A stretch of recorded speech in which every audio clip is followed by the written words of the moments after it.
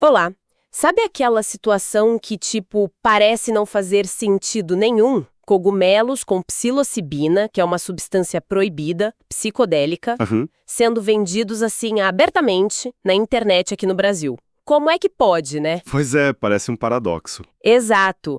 É justamente essa complexa zona cinzenta jurídica que a gente vai tentar desbravar hoje. Um desafio interessante. Bem-vindos à nossa análise. Hoje a gente vai fazer uma imersão nessa situação legal do fungo Psilocybe cubensis aqui no Brasil. Tentar entender essa ambiguidade toda que permite esse cenário, no mínimo, curioso. É uma questão cheia de nuances, realmente. E a nossa conversa vai se basear em quê?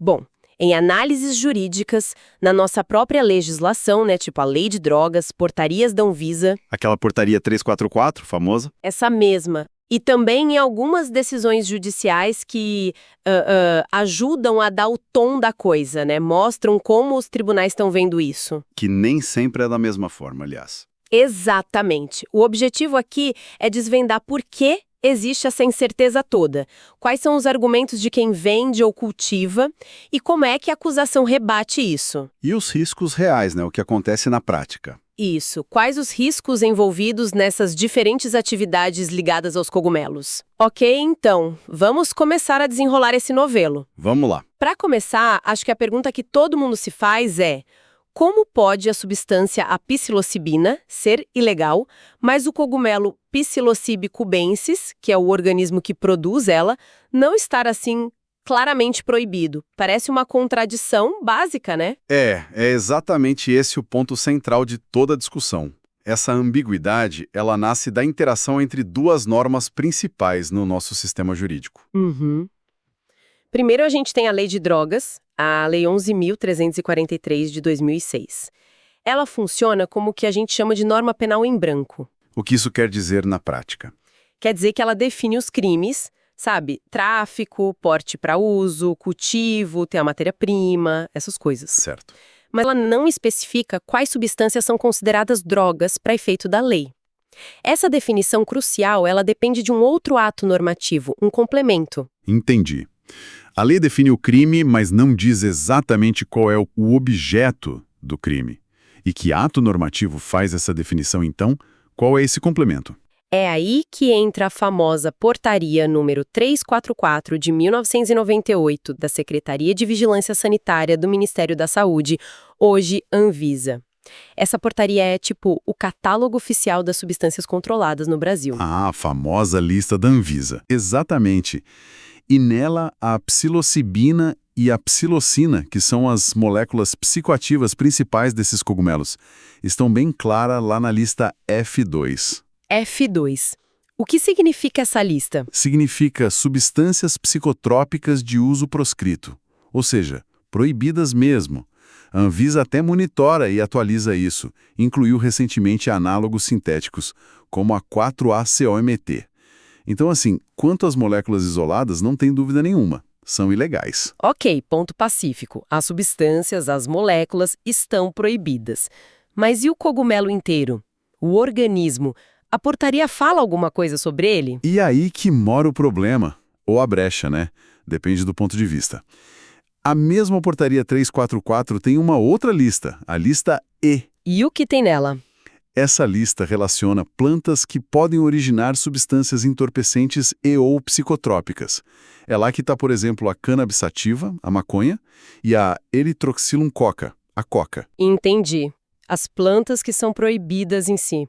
Isso. Só que, adivinha, a lista E não menciona o Psilocybe cubensis, nem nenhum outro fungo do gênero Psilocybe. E essa omissão, essa ausência do fungo na lista de organismos proibidos, é o coração da controvérsia jurídica toda. Certo. Então, peraí. A substância está na lista de proibidas, fato 2, mas o organismo vivo que produz a substância não está na lista E de plantas proibidas. Isso não pode ter sido só um esquecimento da Anvisa, um descuido? Ou pode? Olha, é bem improvável que tenha sido um lapso, um esquecimento. A leitura mais, digamos, plausível é que foi uma decisão pragmática da agência reguladora na época. Pragmática. Como assim? Pensa bem, o Psilocybe cubensis ele cresce espontaneamente em pastagens por todo o Brasil. Ele é endêmico daqui. Ah, é verdade, aquele cogumelo que aparece no pasto depois da chuva, né? Esse mesmo. E imagina incluir o fungo na lista. Isso significaria tornar crime a simples existência dele numa propriedade rural. Como fiscalizar isso? Seria impraticável. E poderia criminalizar situações totalmente corriqueiras, tipo um fazendeiro que nem sabe o que é aquilo e tem o fungo crescendo lá no meio do capim. Entendi. Seria criar um problema enorme de fiscalização e até de justiça, né? Criminalizar sem intenção. Exato. Então, ao omitir o fungo da lista, a Anvisa meio que, ela lavou as mãos, sabe? E jogou a batata quente da análise de cada caso concreto para o sistema de justiça decidir. E essa omissão, claro, imagino que vira o principal escudo, o argumento número 1 da defesa para quem comercializa ou cultiva esses cogumelos, certo? Precisamente. A defesa se apoia firmemente num princípio básico do nosso direito, garantido pela Constituição e pelo Código Penal, o princípio da legalidade estrita. O famoso nullum crimen, nulla poena sine lege prévia. Esse mesmo. Não há crime sem lei anterior que o defina. Então, a tese da defesa é a da atipicidade da conduta. Atipicidade. Quer dizer que a conduta não se encaixa no tipo penal. Exatamente. O argumento é: se o fungo Psilocybe cubensis não está expressamente listado na Portaria 344 como proibido, então possuir esse fungo, cultivá-lo ou vendê-lo não configura crime. Ponto. Mesmo que ele contenha uma substância que, isolada, é proibida. O paralelo com a cannabis é sempre invocado pela defesa.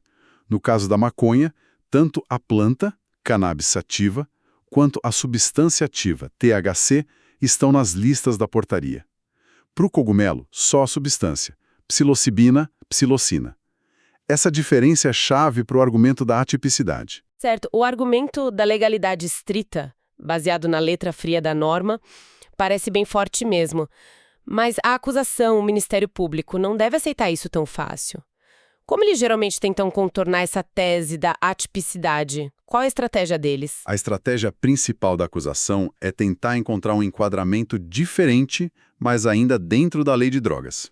Eles argumentam que o cogumelo, mesmo não estando listado formalmente como planta proibida na lista E, eles se encaixariam no conceito de matéria-prima. Matéria-prima? Como assim? Matéria-prima destinada à preparação da droga psilocibina, conforme está previsto lá no artigo 33, parágrafo 1º, inciso I da Lei de Drogas.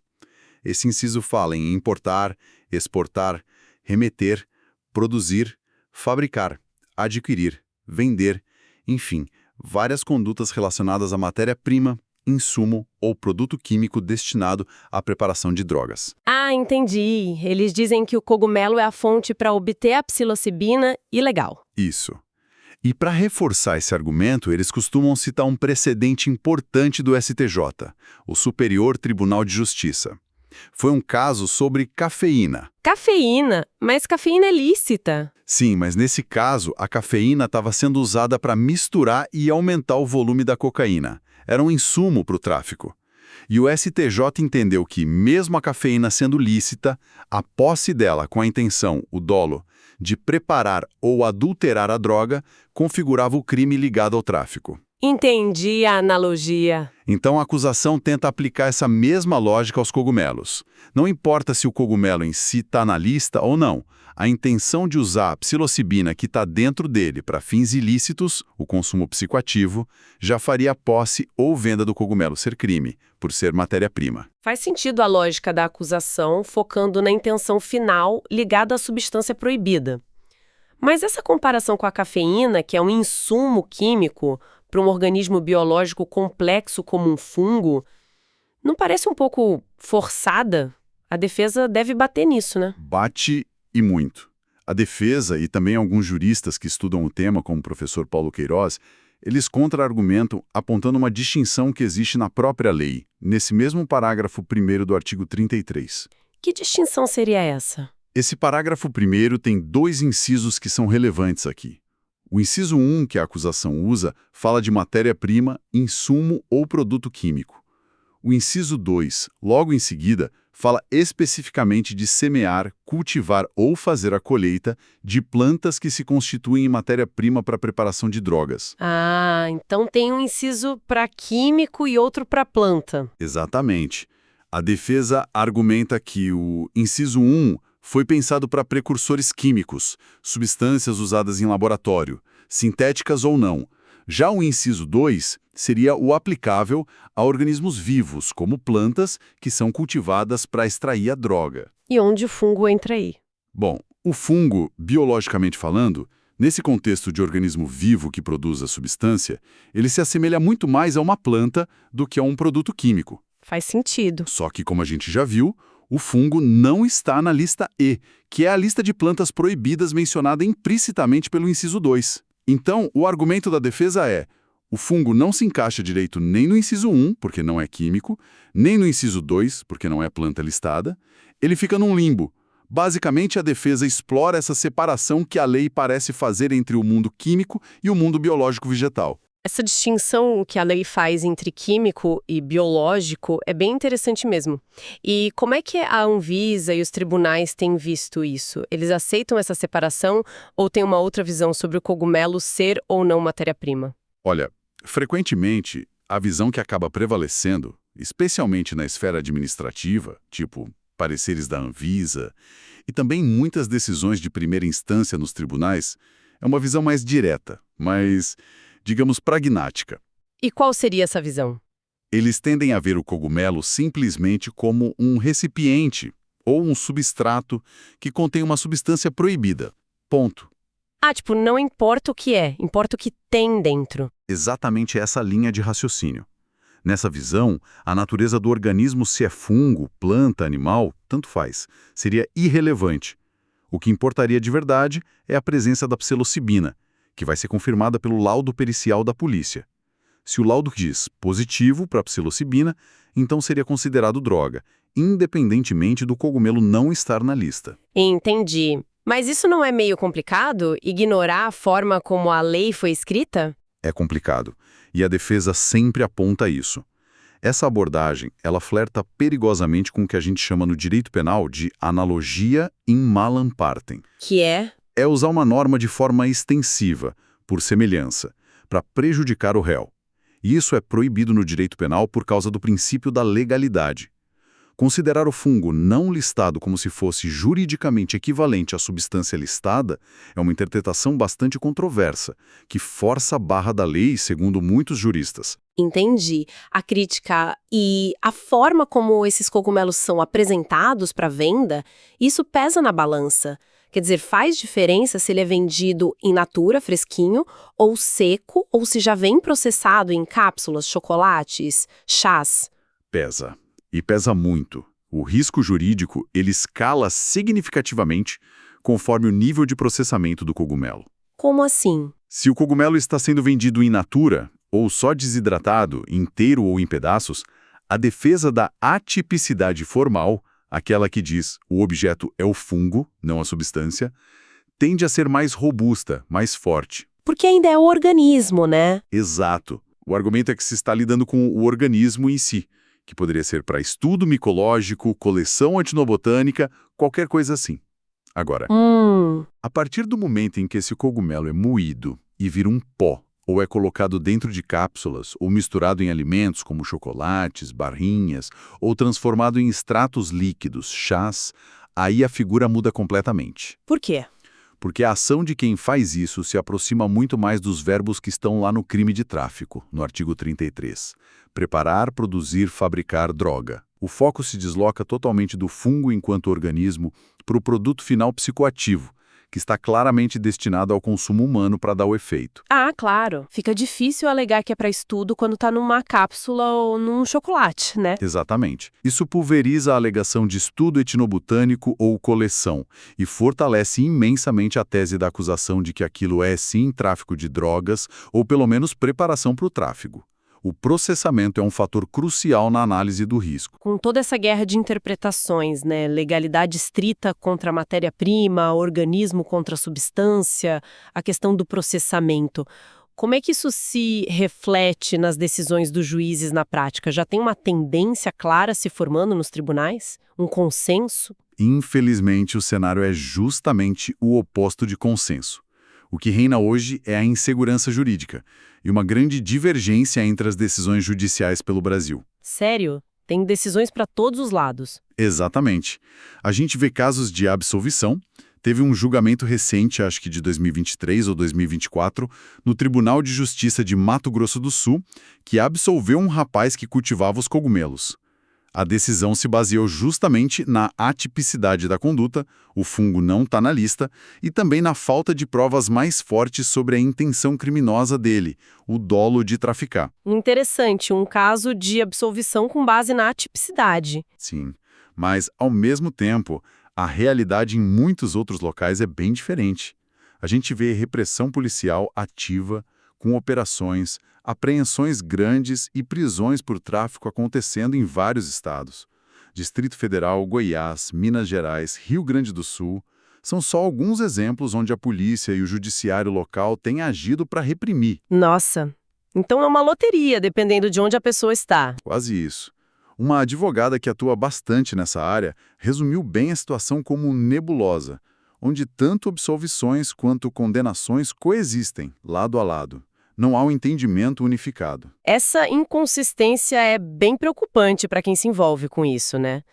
Você teria um exemplo mais concreto de como um juiz chegou a uma condenação?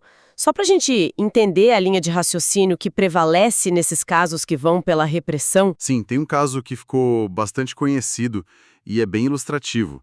É o do processo número 0717767-35.2023.8.07.0001, que tramitou lá na 4ª Vara de Entorpecentes do Distrito Federal. E o que aconteceu nesse caso? Ali, o juiz, na sentença, ele reconheceu expressamente que o fungo Psilocybe cubensis não consta na lista da portaria 344 da Anvisa. Ele admitiu a omissão formal. Ok.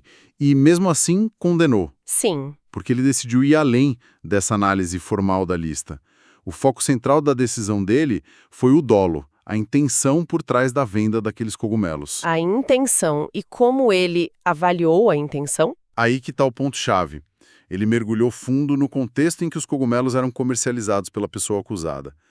Ele analisou como o produto era apresentado e vendido online. O contexto da venda, tipo marketing, o site. Exatamente.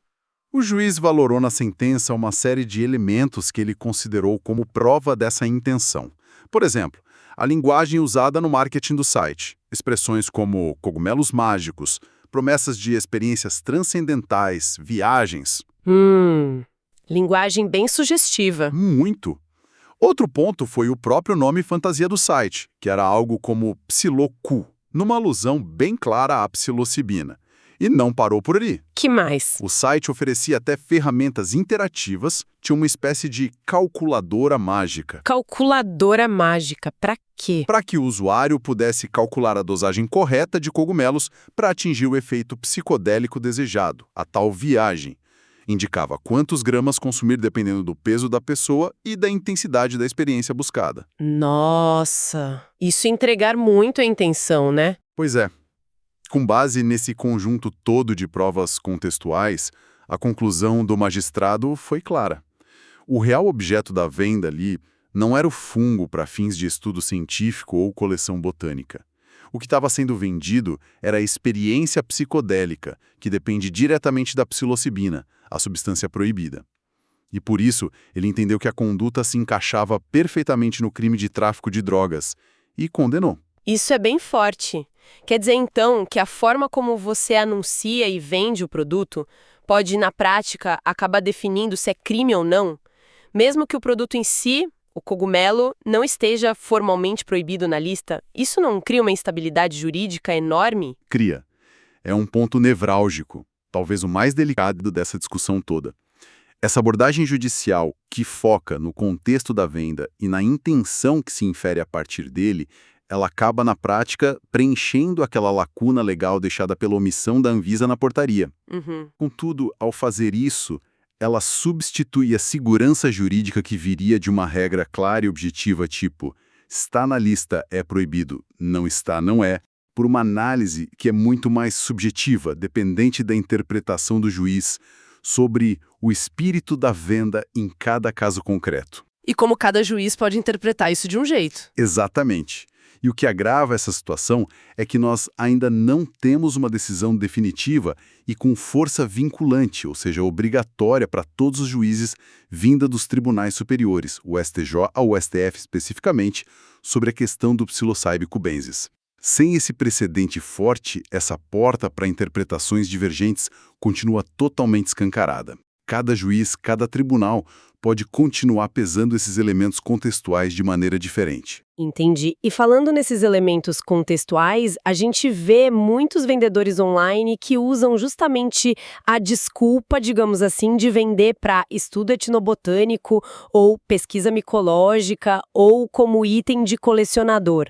Essa brecha etnobotânica, ela costuma funcionar na prática como defesa? Olha, na prática jurídica, essa alegação tem se mostrado bastante frágil, quase uma formalidade sem muita substância real na maioria dos casos. Por quê? Porque, como o caso lá do DF que a gente comentou ilustra bem, basta que a investigação policial ou o Ministério Público encontrem elementos que sugiram o uso psicoativo para desmontar essa tese. Que tipo de elementos? Qualquer coisa. A linguagem usada no site, como a gente viu, fotos ilustrativas que remetem ao uso, depoimentos ou avaliações de clientes descrevendo os efeitos psicodélicos, a própria forma de apresentação do produto, se já vem em cápsulas, chocolates, etc., tudo isso joga contra a ideia de estudo.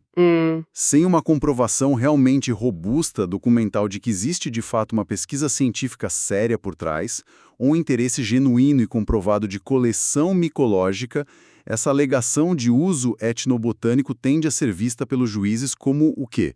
Como uma mera tentativa de dissimular, de esconder a real intenção que seria a venda para consumo psicoativo.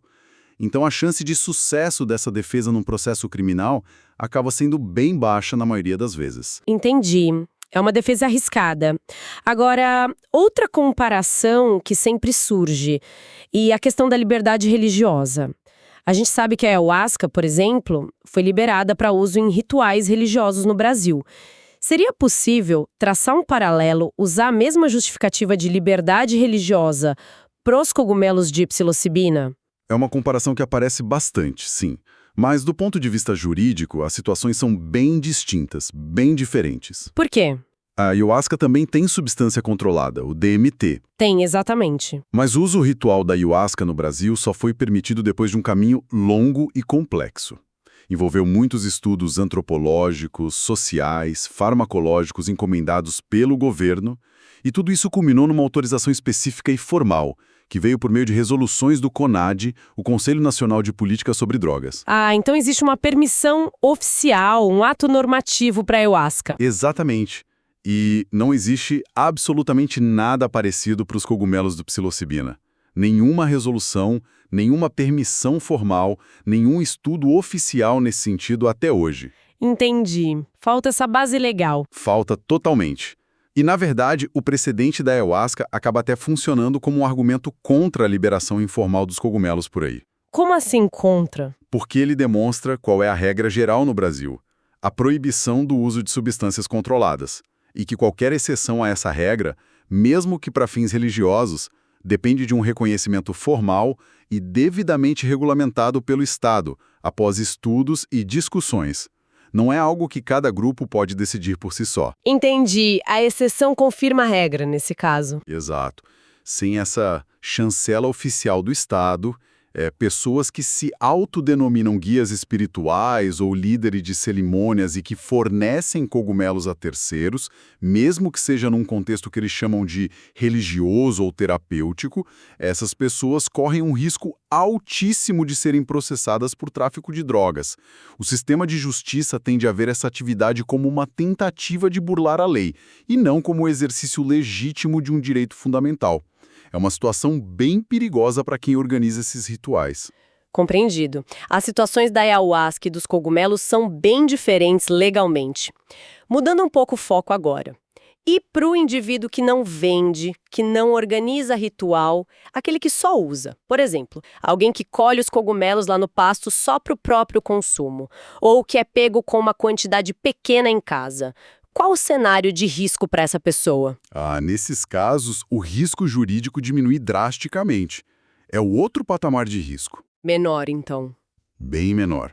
Se a pessoa é abordada pela polícia com uma quantidade pequena de cogumelos e as circunstâncias todas indicam claramente que aquilo se destina ao consumo pessoal, tipo, não tem balança de precisão junto, não tem dinheiro trocado em excesso, não está embalado para venda, a pessoa é usuária conhecida, etc., a conduta tende a ser enquadrada no artigo 28 da Lei de Drogas. Que é o artigo do porte para consumo pessoal, certo? Exatamente. E esse artigo, é importante lembrar, ele não prevê pena de prisão. As sanções são bem mais leves. Advertência sobre os efeitos das drogas, prestação de serviços à comunidade ou medida educativa de comparecimento a programa ou curso. Os critérios que a Justiça usa para diferenciar usuário de traficante, quantidade, local da apreensão, antecedentes da pessoa, etc., seriam aplicados normalmente aqui. Entendi. Risco bem menor do que o tráfego. E a situação específica de coletar na natureza para usar. O famoso catar no pasto. Essa situação de coletar os cogumelos diretamente na natureza para usar próprio e imediato, provavelmente representa um menor risco jurídico de todos os cenários que a gente discutiu. Menor ainda que o porte? Por quê? Porque essa conduta se amolda muito bem à descrição que está lá no parágrafo 1º do mesmo artigo 28. Esse parágrafo fala que incorre nas mesmas penas do porte quem semeia, cultiva ou colhe plantas destinadas à preparação de pequena quantidade de substância para consumo pessoal. A lei prevê a colheita para consumo pessoal. Sim, considerando que nesse caso não há venda nenhuma, o fungo cresce espontaneamente, não foi cultivado intencionalmente para tráfico e a quantidade colhida é pequena para uso próprio, a chance de uma consequência penal mais séria é mínima.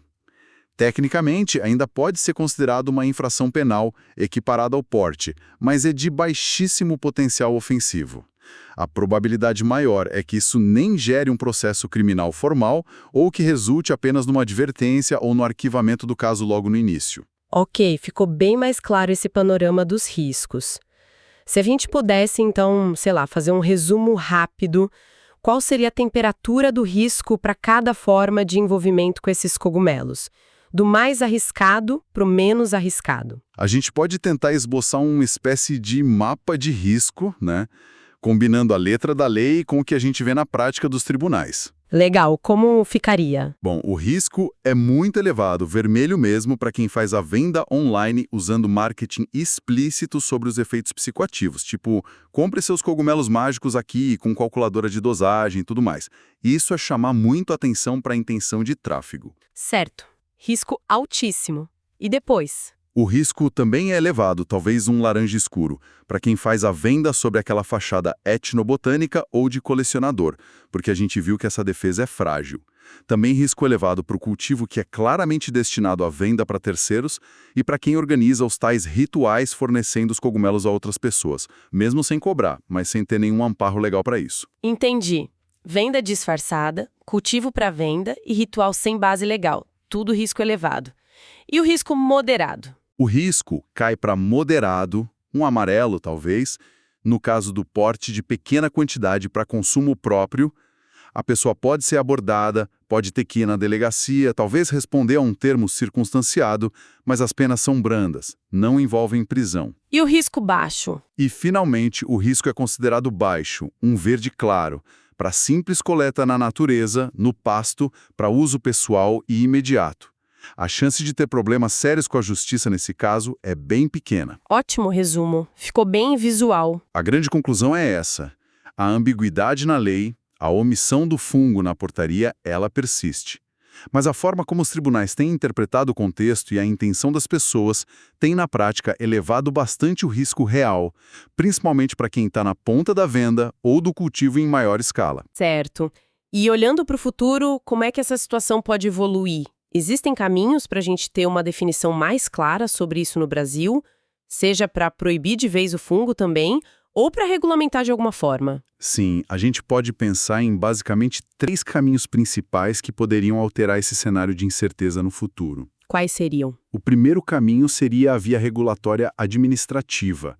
Grupos interessados, pesquisadores, associações, talvez até empresas, poderiam formalmente pedir à Anvisa e ao CONAD que realizassem estudos aprofundados sobre os cogumelos de psilocibina. Ah, parecido com o que aconteceu com a ayahuasca e com a cannabis medicinal. Exatamente.